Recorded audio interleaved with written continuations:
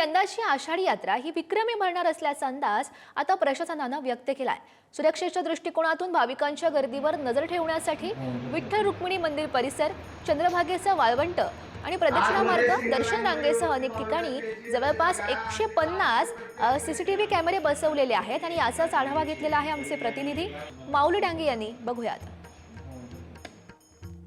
आषाढी यात्रेचा सोहळा अवघ्या 6 दिवसांवरून ठेपलेला असून आपण एकंदरीत पाहिलं तर मंदिर समितीच्या वतीने पंढरपूरमध्ये येणाऱ्या विठ्ठल रुक्मिणी मंदिर समितीच्या वतीनं सीसीटीव्ही 150 सीसीटीव्ही कॅमेरे बसवण्यात आले। तर एकंदरीत पाहिलं तर पंढरपूरचा चंद्रभागा वाळवंट असेल, दर्शन रांग असेल, अन्य ठिकाणचा जो परिसर असेल त्याच्यावर या सीसीटीव्हीच्या माध्यमातून गर्दीवर कंट्रोल ठेवला जात आहे।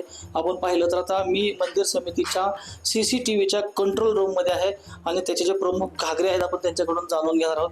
काय सांगाल की कशा पद्धतीने याचं काम चालतं? पंढरपूरची 2025ची आषाढी वारी ही सर्वात मोठी वारी आहे।